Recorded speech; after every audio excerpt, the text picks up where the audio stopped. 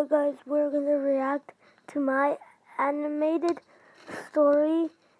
Let's head into it. It's called My Mom Woke Up from a Coma After 15 Years to Get Revenge. I could not believe it was finally happening. I was going to meet my mom. The hospital called at 3:30 in the morning to tell my dad that my mom had finally woken up and was asking for him. I know this sounds crazy, but my mom's been in a coma since I was born. I literally put her in a coma, and she hadn't woken up once in 14 years. Until this morning. Wait, did she just say, I made her in a coma? What? How did she do that? Let's replay. I know this sounds crazy, but my mom's been in a coma since I was born.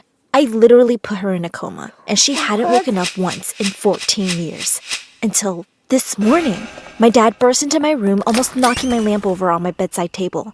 I startled awake, and before I could even open my eyes all the way, he said, "She's awake!" Before I continue my story, I just want to remind you to like and subscribe to My Story Animated to hear more crazy. Now, you guys should like and do that, and subscribe, and put the bell on. Craziness like what you are about to witness. At first, I thought he was talking about me, and I was about to yell at him for waking me up. But then I realized what he meant. My mom was awake. My mom! I never heard her voice in real life. I never seen her eyes look into mine. I've held her hand, but she's never held mine. She's been here the whole time, but she has been so far away, too. She had had a complicated pregnancy with me. I was a stubborn fetus, I guess you could say. I decided that I wanted to come early, which caused a lot of issues for her, and she was rushed into surgery to get me out. She never regained consciousness after she was put under anesthesia, and because of her family's beliefs, my father never took her off the meds that kept her alive. I'd always had a feeling that at some point, I would have to be the one to end my mom's life, but thankfully, it didn't sound like that was going to happen after all. I bolted out of bed and ran to get my brother up. He was 2 years older than me, so he only remembers small fragments of mom in real life. He remembers her singing Twinkle Twinkle Little Star every night, and she made the best chocolate chip pancakes in the world. The sad thing is, he doesn't remember her smile or the way she smelled. So this day was the best news for all of us. My brother never said it out loud, but I knew that he blamed me for what happened to our mom. And to be honest, I didn't expect any less. He was nice to me growing up, but I always felt like there was something between us that wouldn't allow us to get closer. He hadn't forgiven me. Did you know the longest time someone has been in a coma was 19 years? Terry Wallace was in a coma for many years before he woke up on June 11, 2003. The ride to the hospital seemed to last forever, and we all rushed in as soon as my dad got the car in park. Our happy reunion was cut short when the doctor stopped us outside of my mom's room. He had a grave look on his face. Something was wrong. "She wants to see Emma," the doctor said, and my dad pulled me forward. He said no problem and tried to get the doctor to open the door. "No, see," the doctor started. "She doesn't understand that Emma is a teenager now. She thinks that she just gave birth to her several hours ago." I think all of our faces turned white. Of course, we had thought this could happen, but we didn't know what to do when it finally came to be. The doctor told my dad that he didn't want to shock my mother until we were all here at the hospital with her, and we could introduce me. This wasn't going to be easy, and we all knew that. I held my breath as my dad and the doctor went into my mother's room. All I could hear was some muffled talking from the doctor and my dad. Then my mom started to scream uncontrollably. "Bring me my baby!" I got goosebumps up and down my arms. This was probably the most afraid that I've ever been in my life. If I was there, I'll start crying, running out the door to the car. Oh my, that's scary. I was so afraid that my mother was going to hate me and that she was going to think I ruined her life too. I almost ran out of the hospital, but my brother nudged me forward. The door to the hospital room stood open in front of me, and I walked through. I had never seen my mom with her eyes open. She already looked so much more full of life than she had just days ago. "Hi, Mom," I said, twirling my fingers through my hair. I did that when I was nervous. My mom was doing the same with hers, as she said, "Hi." My dad said that it was okay to step closer. I couldn't help but start to cry as I walked up to my mom.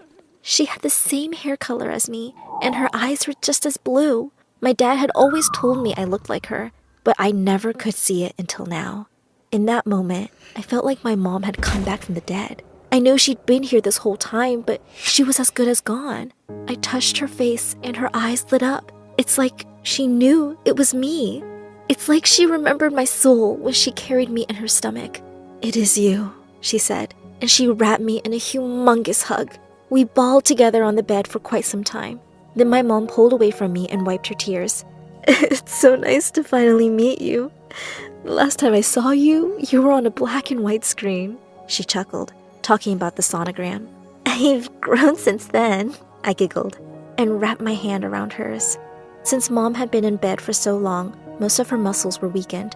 She'd need lots of physical therapy to get them back into shape.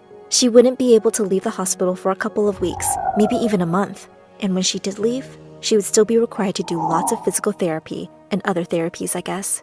Those other therapies would help her deal with all the time that had passed and missing out on our lives and things like that. The one thing we didn't know how to tell her was that our dad was remarried. We'd had a stepmom for the last 3 years. My brother and I had given our dad our blessing to start dating again after the 10-year anniversary of when my mom went into a coma. He'd been so lonely. He'd basically only lived for us, and having someone there to help with the kids would be amazing too. We decided we weren't going to tell my mom that first day. We thought it would be too much to add to everything else that was going on. On the ride home, my brother blurted out that he didn't think we should tell Mom at all. He thought we should make our stepmom move out, which I didn't think was such a bad idea either. Our dad wasn't going for that. He hadn't fallen out of love with my mom. He'd just become stagnant. And the fact that she was awake now seemed to be weighing heavy on his mind. He was silent almost the entire ride home. When we pulled into the driveway, I asked if he was okay. He looked at me with tears in his eyes and said he just didn't know what to do. We walked into the house and gave each other the biggest hugs. Our stepmom walked up and asked if we were okay. She knew what had happened and all of the craziness that was now going to continue. Except she thought that my dad didn't love my mom anymore and that they were actually divorced, when in fact, he'd never divorced our mom in the first place. This was going to be hell for sure. Later on that night, while my brother and I were supposed to be sleeping, we snuck down the stairway to listen to my dad and stepmom talking in the kitchen. "So what are we going to do?" my stepmom was asking. My dad was silent when she continued, saying that obviously we would need to contact my mom's family and have them help out. My dad said we were her family, and she would stay with us. My stepmom hated that idea and suggested that we get a hotel room for her until we could figure something out. That's when he dropped the bomb. "We're still married," he blurted.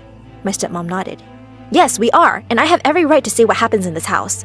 He gave my stepmom the side eye and said, "No, I mean that I'm still married to her." "So we aren't even legally married?" My dad shook his head. I could tell he was crying again. My stepmom let out the biggest scream I'd ever heard. I think it blew out my eardrums. If I was there, oh man, that would be super loud. That would be super loud. Oh my. With ears ringing, my brother and I rushed down the stairs when my stepmom was slinging horrible words at my father, her face in a red rage.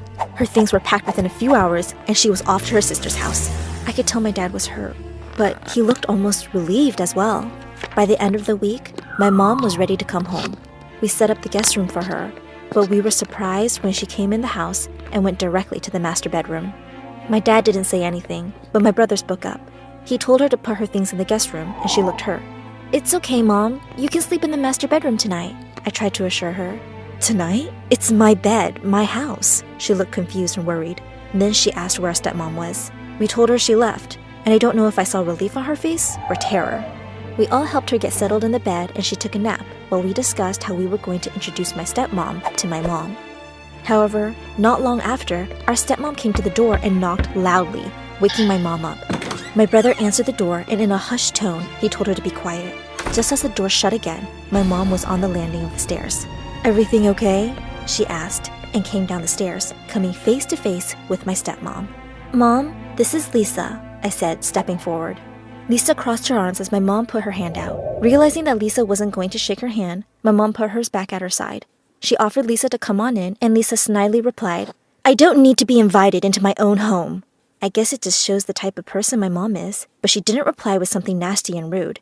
She graciously smiled and offered Lisa some tea.